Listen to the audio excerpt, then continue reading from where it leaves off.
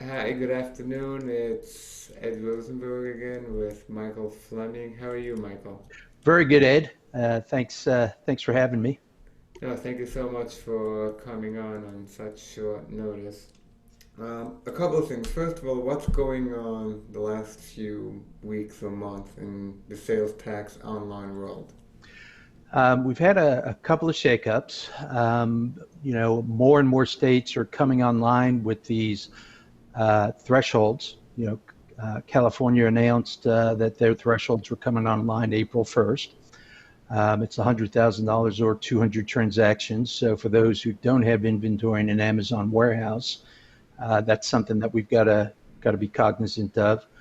And then there's 6 or 7 states that are coming live on January 1st, states like West Virginia and Georgia. These are the pure economic thresholds, the $100,000 or 200 transactions.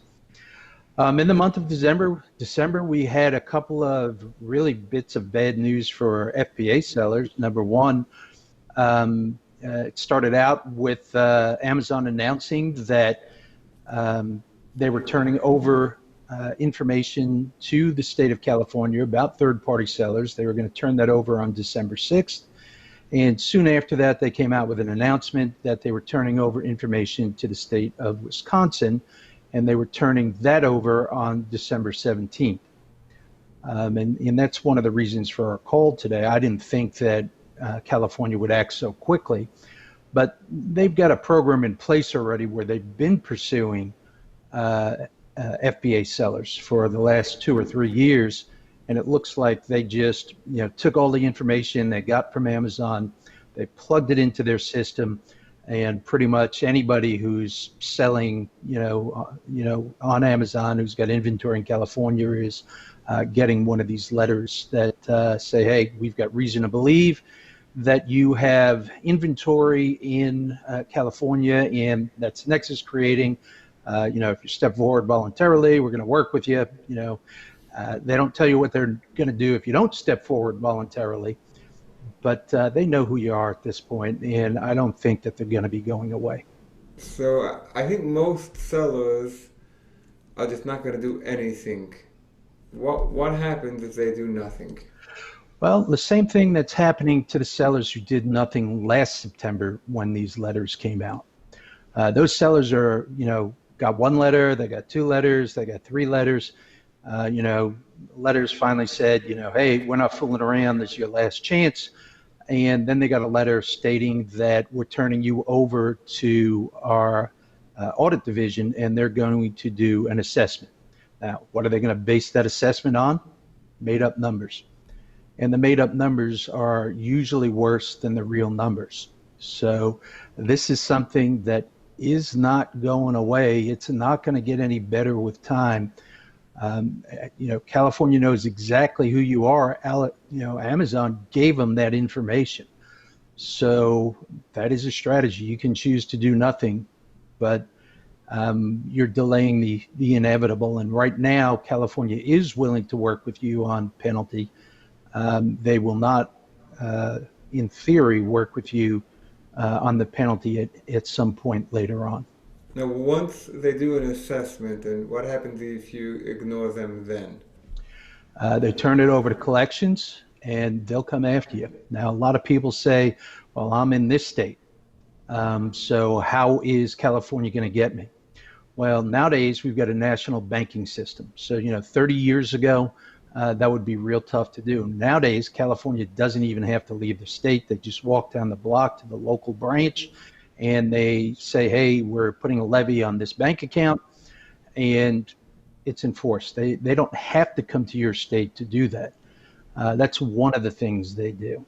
Another thing that California does is if they know who your customers are, they and their customers are located in California. Now, this is not too much on the e-commerce side, but on the traditional business-to-business channels, they go after the accounts receivable of your customers. We've seen that happen many times. We haven't seen California threaten this yet, but we have seen Washington threaten it for international sellers. and they said that they would go after the accounts receivable at Amazon itself.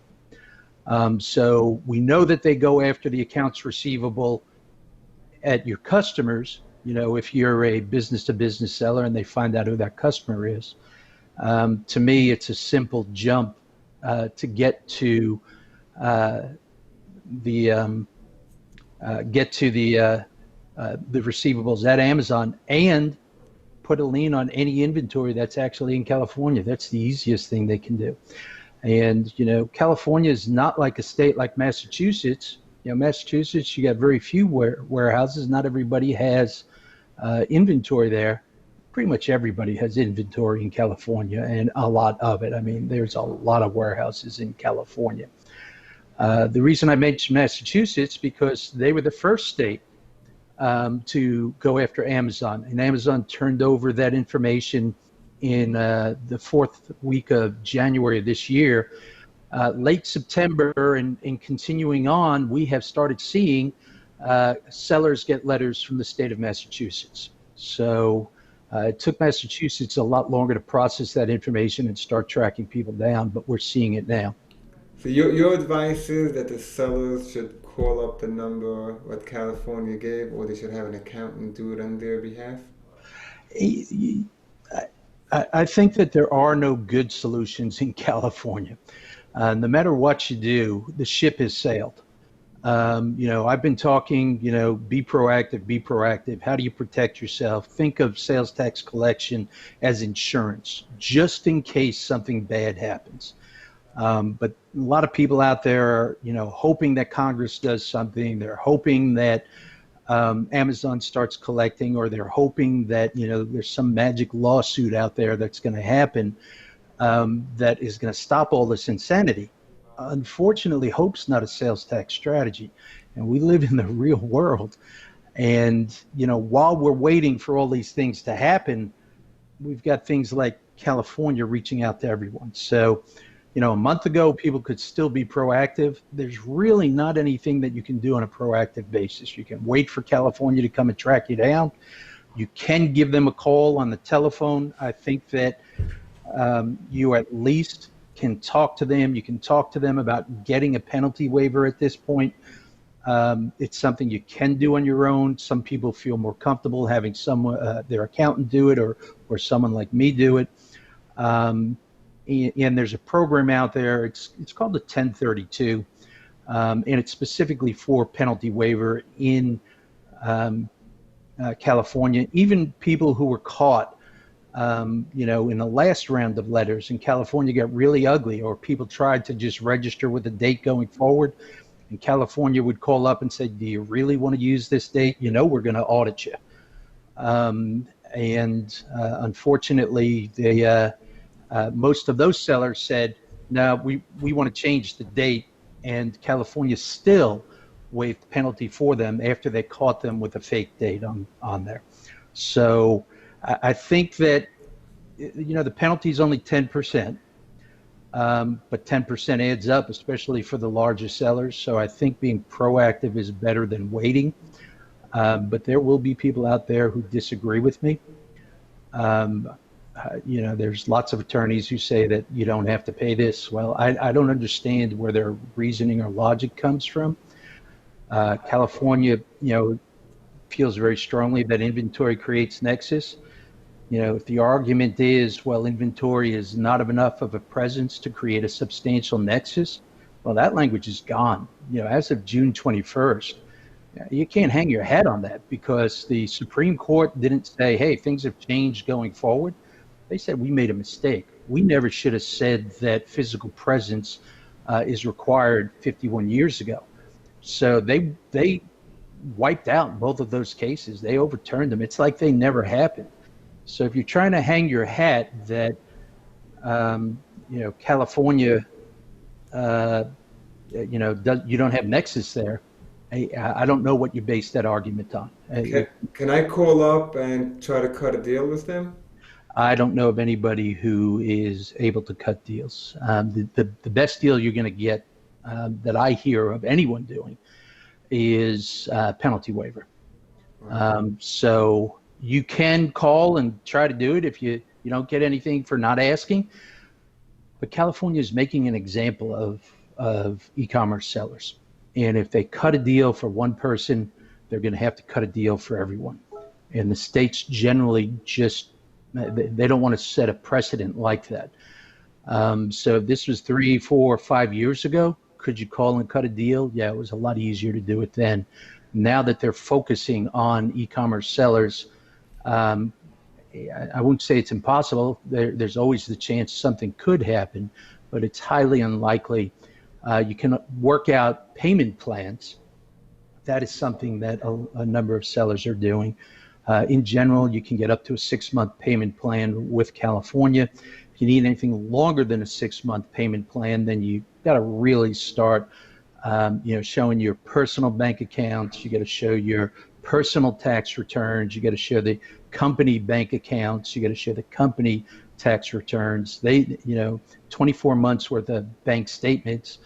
The state wants to know that this is really going to put you out of business, and it's just not some sort of minor inconvenience for you in order to do a payment plan longer than 6 months. Now, I have heard of one instance, someone owed like $3 million, and their net worth and all of their assets were like less than $300,000. There's no way California was getting any money under that scenario. They did cut a deal with him, but it was a pretty tough deal, and he still had to pay out over time. And basically he was out of business. So go ahead.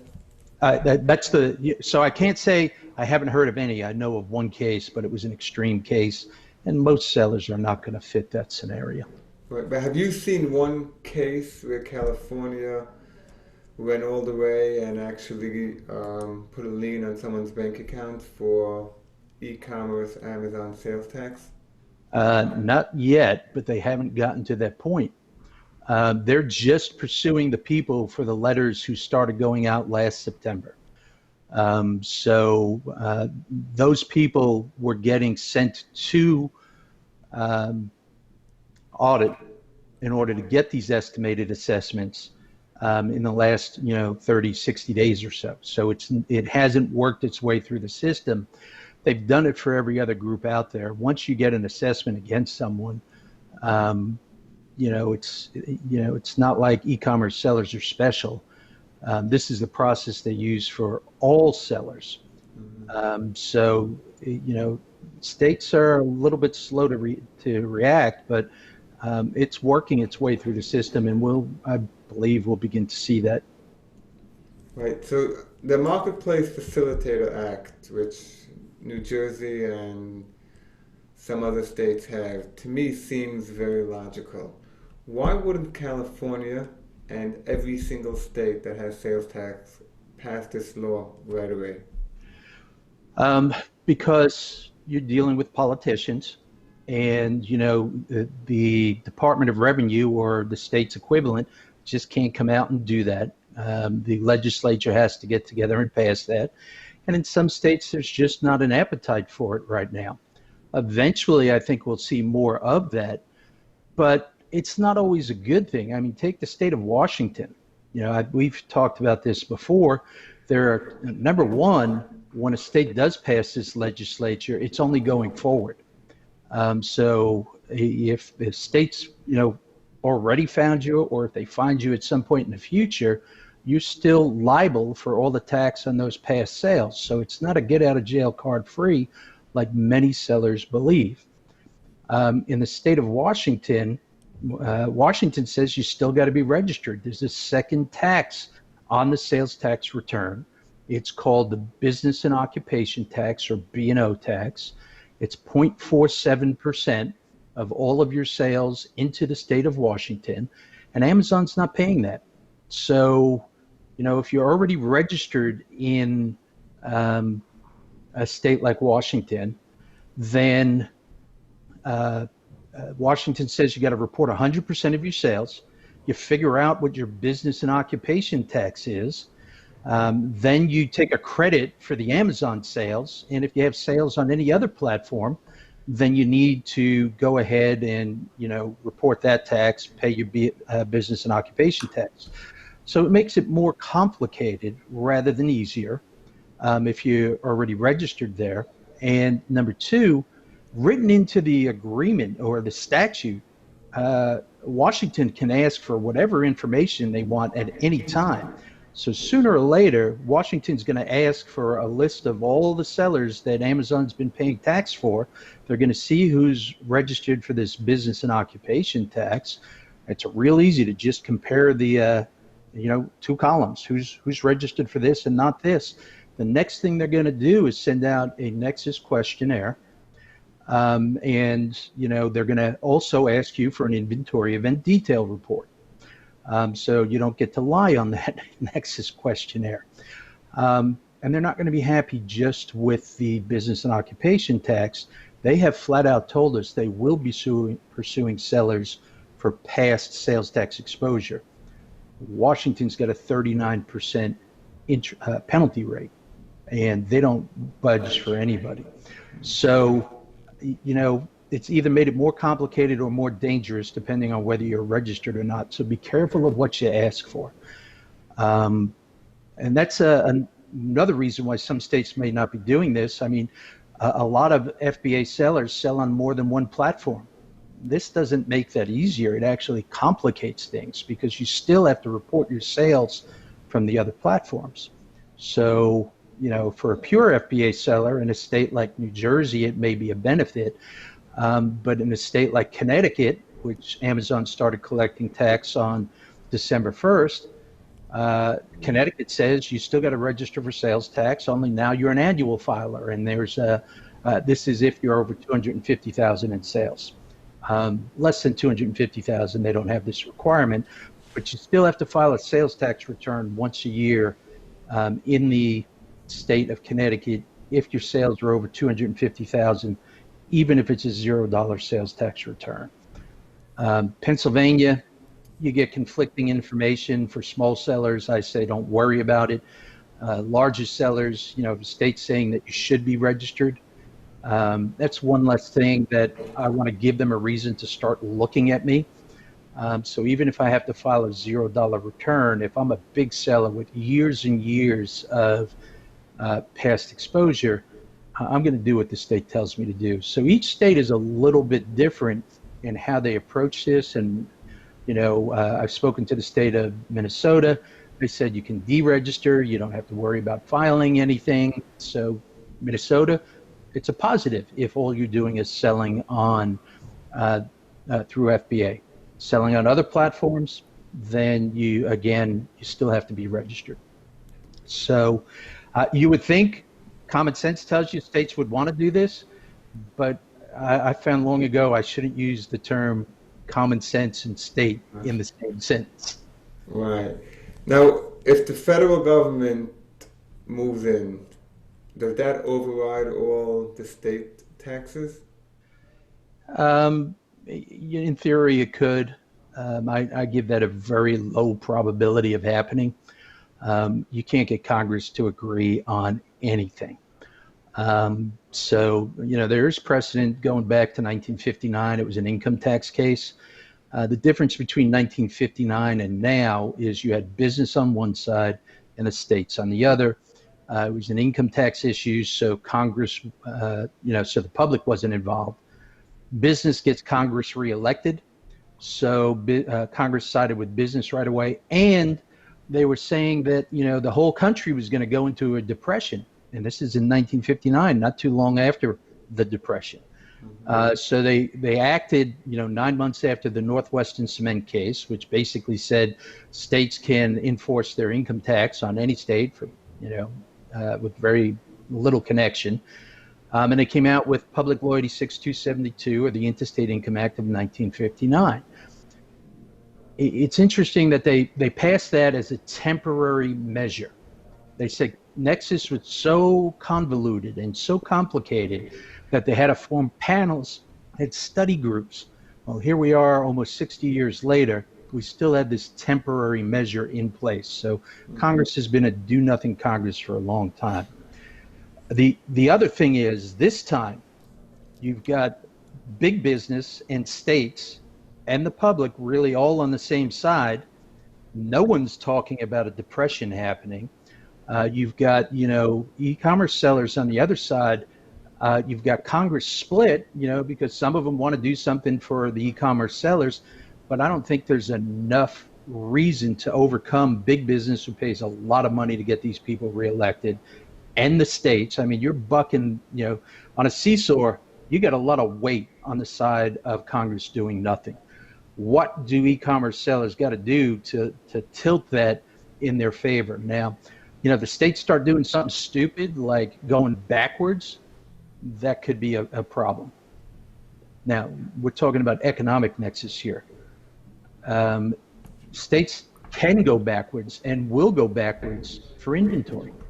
So we're talking about two different topics here.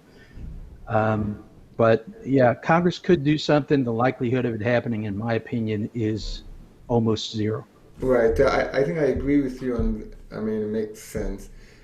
But if sellers band together and into one of the organizations that are in operation now, do they have an argument that can actually hold water? It's not enough to just band together. We have to actually have an argument. In your opinion, is it possible? I keep hearing this. There's going to be a lawsuit that says that the states, are not allowed to enforce this until Congress acts. Well, I've already shared that Congress is not going to act, in my opinion. Plus, who are you going to sue? You can't sue the Supreme Court. They've already, come in with their opinion. You're going to go out and sue every state. Some states, their state courts are not going to buck what the Supreme Court said. So I just don't see, I think that there needs to be a coalition out there. There needs to be someone fighting for e-commerce sellers. Unfortunately, it's a very tough uphill battle. And if every single e-commerce seller out there got together, I still don't think they have enough political weight or money in order to be able to tilt the seesaw in the direction of sellers. When you've got, Amazon, no one talks about this. Amazon is really a proponent for this. I mean, they're not a friend, even though they rely so heavily on third-party sellers. I mean, it's that love-hate relationship, where I just don't see them. They think this is a barrier to entry. They think that this helps them in the long run with competition. These are the things that I'm hearing behind the scenes. So when you've got, Amazon at best neutral or working behind the scenes against you, how do you overcome all of that? And again, these are my opinions that may not be the truth. Amazon may be out there saying, hey, we're supporting all third-party sellers and we want to get this overturned. I know eBay is. eBay definitely is supporting it. Absolutely. eBay is supporting it. One of the reasons they don't want to be responsible for it. They haven't been collecting the tax like they're supposed to in a number of these states. They say they're going to change that this coming year, but we'll see if they actually get that implemented and start collecting on behalf of third-party sellers. It would be a big benefit. You've got Walmart doing it. Jet has a flash title. You don't have to worry about sales tax with Jet.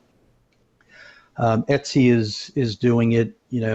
If you're selling on your own website, and this is one of the things that Amazon is got in the back of their head, we're going to shut down all these small websites out there, which means that we're going to consolidate more business under us because eventually we'll be collecting tax everywhere, and that's less of a burden for third-party sellers. I already think that Amazon has too much power, and as a third-party seller, I don't want them getting even more power and more control. I mean, it's they do lots of things. They sort of have you at their mercy. I mean, if you're selling online, you really almost have to sell on Amazon. But a lot of the people I work with, like having their Shopify site. They like having their WooCommerce site. And Amazon is not going to help with any of those if they start collecting. So less competition, driving more business to the platforms themselves. But you're absolutely right. eBay is very vocal coming out against this and saying how bad it is, and the thresholds need to be raised. So, if you get all of the platforms talking the same way, along with all of the e-commerce sellers and some of the traditional, sellers that happen to sell online, and now maybe we'll start making a dent. But what I'm looking at today, I just don't see any type of relief in the short term. Right. I mean, unless the buyers start complaining that they're paying sales tax when they buy online, but I don't think that they matter. No. Well, here's the thing. They're going to pay no matter what. No matter what the solution is, that cat's out of the bag at this point. So whether they're paying it to Amazon or whether they're paying it to the third party, they're going to be paying it at this point. And that's one of the things, though, with Congress. If Congress comes out and does something on a national basis, what a lot of the congressmen are afraid of is that they're going to be looked at as having passed a new tax, because the public doesn't know all of the details and everything else. They don't realize that they're going to pay it now anyway. They're just going to pay it to Amazon or pay it to the third-party seller. Now they're going to be paying it to the government or whoever. And that's a whole nother story. A lot of people don't want to pay anything to the federal government. So, it's a tough environment, the next 18 months minimum, for e-commerce sellers out there. Yeah, it seems like it. But if this is what you do, this is what you do. So thank you very much, Michael. I know today was a hard day to get you, and I really appreciate you coming on. Thank you so much. Thanks, Ed. Just one closing remark. The window is closing. California is just an example of the latest state. We've got Wisconsin going to be coming up. We're going to have Massachusetts coming up. Who's the next state to follow in their footsteps? So if you don't have a plan in place, an insurance plan, like I said, hope is really not a sales tax strategy. Start looking at these other states, see what you can do prospectively before the windows close, like in California, and your options are off the table. Right now, the sellers have a lot of options. They may not like those options, but they are options.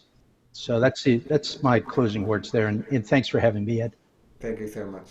Bye. Bye-bye.